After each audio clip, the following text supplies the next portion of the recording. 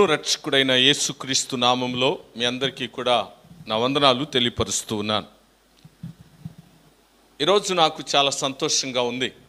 ఎందుకంటే నేను మీరందరూ పాడడం, తర్వాత వాక్యాలు చెప్పడం, సాక్ష్యాలు చెప్పడం, ఇవన్నీ నేను వింటా ఉన్నప్పుడు నా లోపల గొప్ప విశ్వాసం అనేది పెళ్ళుబుకడం ప్రారంభించింది.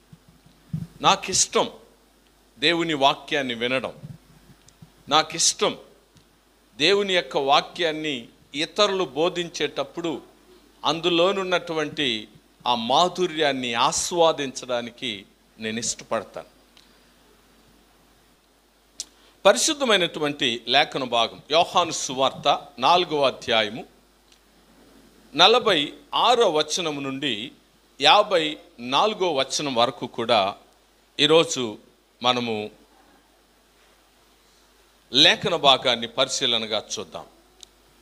పరిశుద్ధమైనటువంటి లేఖన భాగం యోహాను సువార్త 4వ అధ్యాయము 46వ వచనం నుండి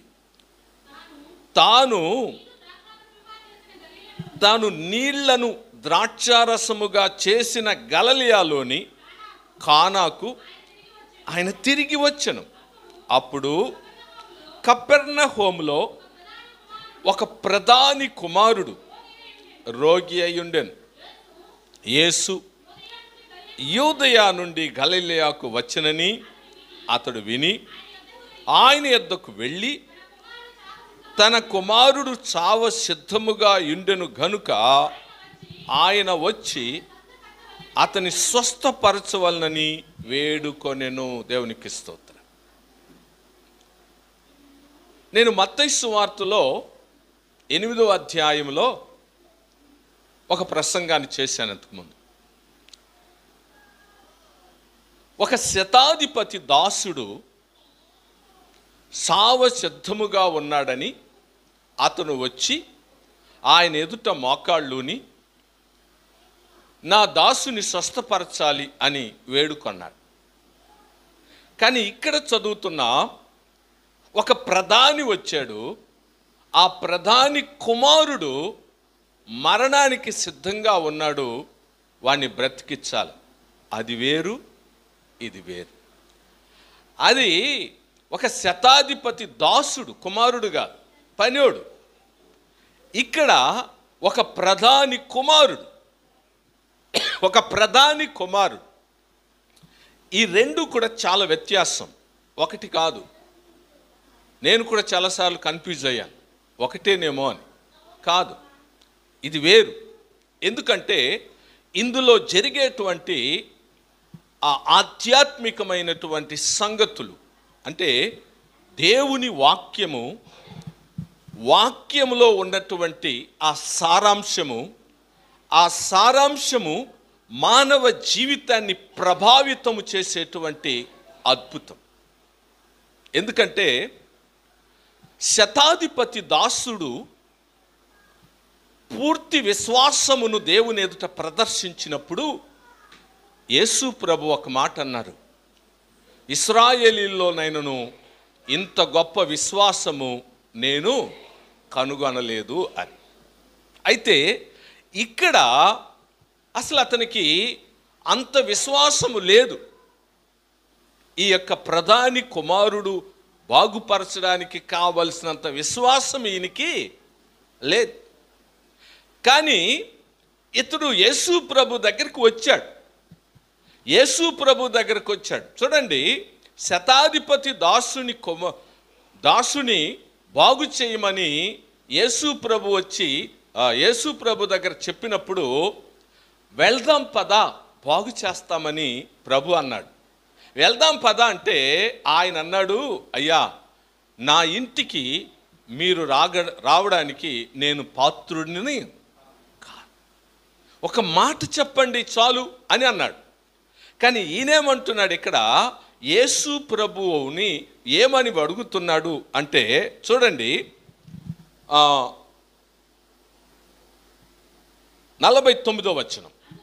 అందుకు ప్రధాని, ప్రభువా నా కుమారుడు చావక మునిపే రమ్మని ఆయనను వేడుకొనెను. దేవునికి స్తోత్ర. చూసారా, వేరు కదా.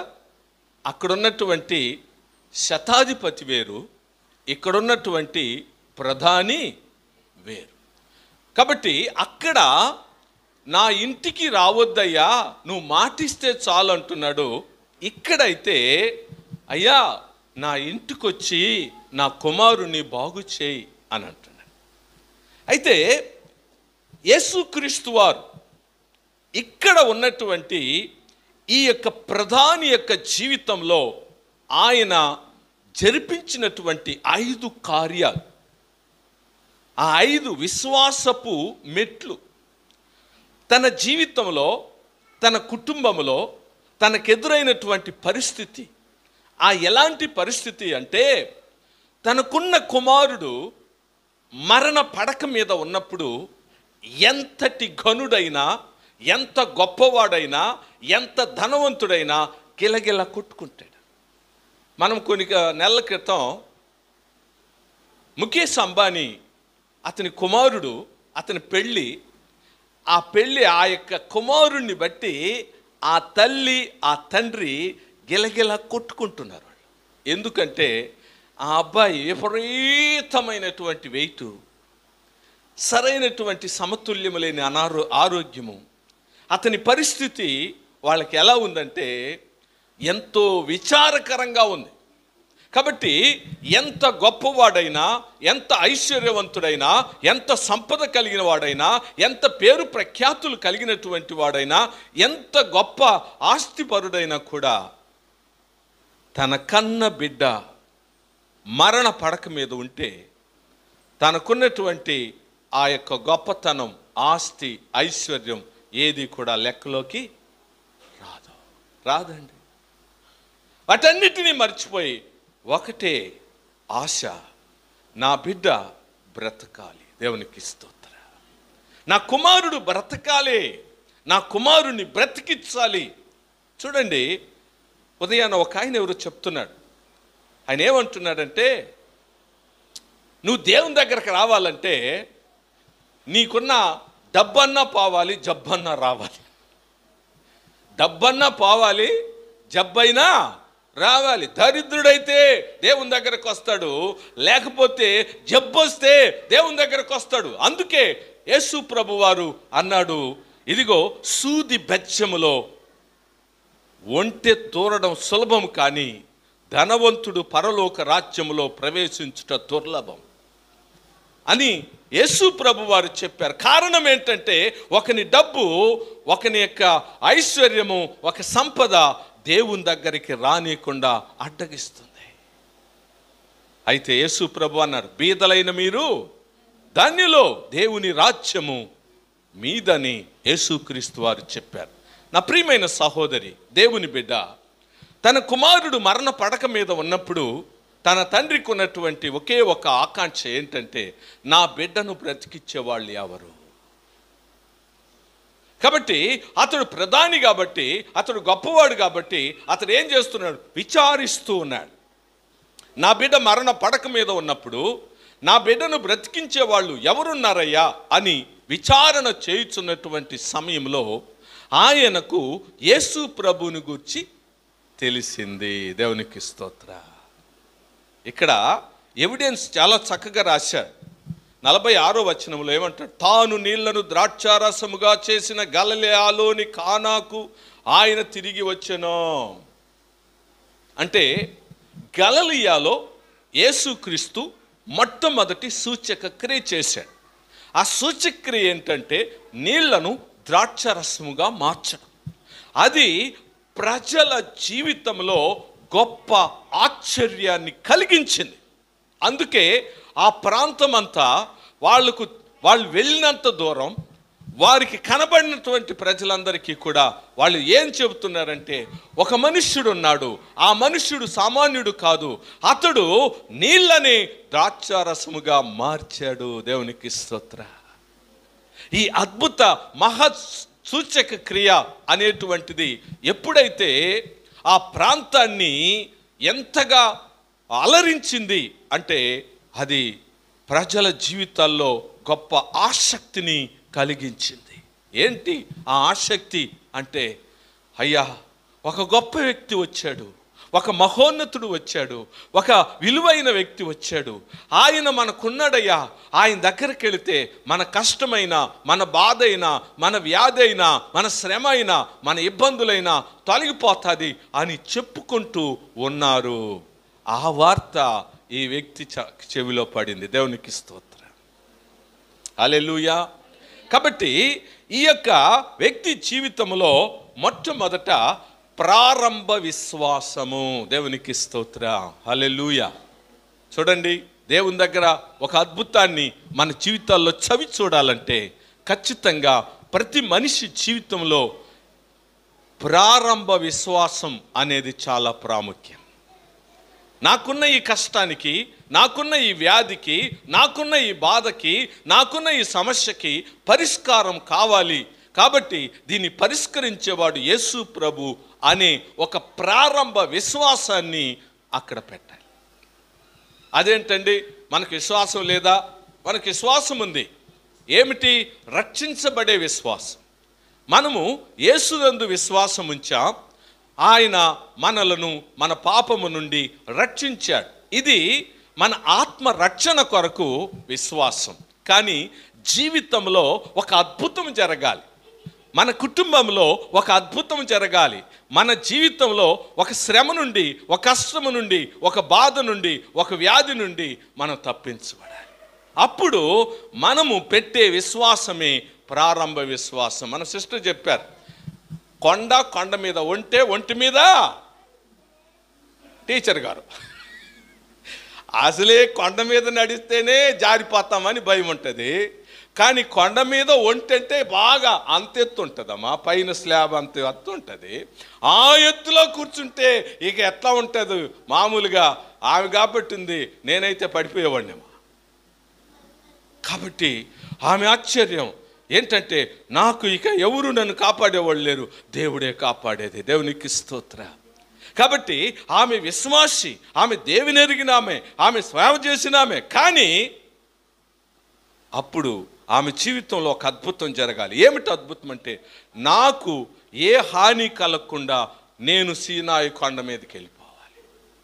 కాబట్టి దానికి నేనేం చేయాలి? ప్రారంభ విశ్వాసము. అక్కడ ఈ అద్భుతము కొరకైన ఒక విశ్వాసాన్ని పెట్టుబడిగా పెట్టారు.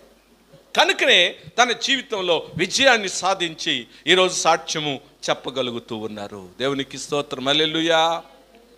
మనం గుర్తుపెట్టుకోవాలి, మన జీవితంలో మనం ఎప్పుడు కూడా ఏదైనా దేవుని దగ్గర ఒక అద్భుతాన్ని చూడాలి అంటే మనం ఏదో ప్రేక్షకుల్లాగా చూస్తూ ఉంటే అద్భుతాలు జరగవు.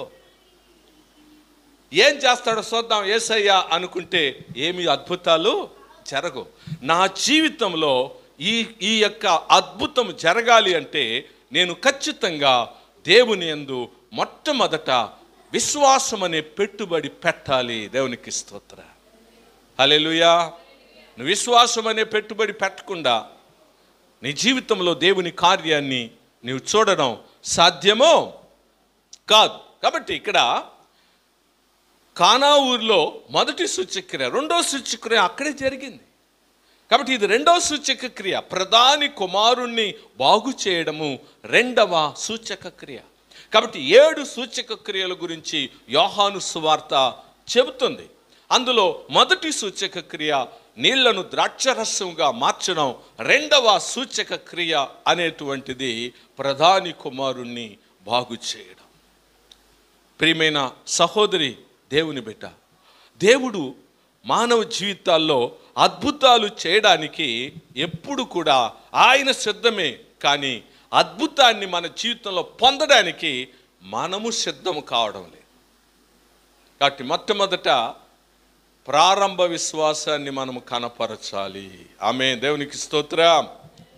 కాబట్టి వాళ్ళు ఇక్కడ ప్రారంభ విశ్వాసము 47వ వచనం, యేసు యోదయ నుండి గలిలయకు వచ్చిననియు అతడు విని ఆయన యొద్దకు వెళ్ళి తన కుమారుడు సావసిద్ధమైన గనుక ఆయన వచ్చి స్వస్థపరచవలనని వేడుకొనెను. దేవునికి స్తోత్ర. ఇదే యేసు ప్రభు దగ్గరకు వచ్చి ఆయన పెట్టిన ప్రారంభ విశ్వాసము. దేవునికి స్తోత్రం, హల్లెలూయా. రైట్. మనం కూడా మన యొక్క జీవితాల్లో ఏదైనా అవసరం జరిగినప్పుడు, ఏదైనా కష్టం వచ్చినప్పుడు ఫస్ట్ వచ్చి ప్రార్థన చేసేస్తాం. ప్రార్థన చేసిన తర్వాత నెక్స్ట్ ఏంటి? నువ్వు చేసిన ప్రార్థన దేవుడు ఆలకించి ఆ ప్రార్థనకు జవాబు వస్తుంది అనే విశ్వాసాన్ని నీవు కాపాడుకోవాల్సినటువంటి అవసరత, దాన్ని ఏమంటారంటే నిరంతర విశ్వాసము. దేవునికి స్తోత్ర, హల్లెలూయా. కాబట్టి ఇప్పుడు ఏమనాలి అంటే, అదే దేవుడు ఇదిగో పుట్టు గుడ్డివాడికి ఆయన కండ్లు ఇచ్చాడయ్యా, ఇదిగో చనిపోయిన వాళ్ళని బ్రతికిచ్చాడయ్యా, ఇదిగో శాపగ్రస్తుల్ని ఆయన విమోచించాడు, ఇదిగో మరణకరమైన పరిస్థితుల్లో విడిపించాడు, నా జీవితంలో దేవుడు అద్భుతం చేస్తాడు అని నీ విశ్వాసాన్ని నువ్వు అంతరంగంలో నీవెప్పుడు కూడా అది స్థిరముగా ఉండేట్లుగా నిరంతర విశ్వాసాన్ని నీవు ప్రదర్శిస్తూనే ఉండాలి. కనుక ఈ నిరంతర విశ్వాసం 48వ వచనం చూడండి.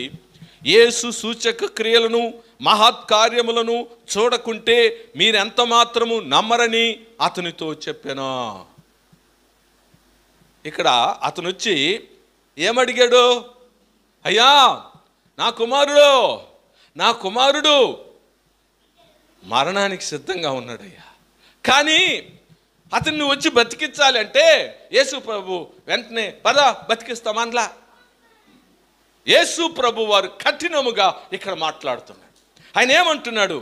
యేసు సూచక క్రియలను మహత్కార్యాలను చూడకుంటే మీరెంత మాత్రము నమ్మరని అతనితో చెప్పాను.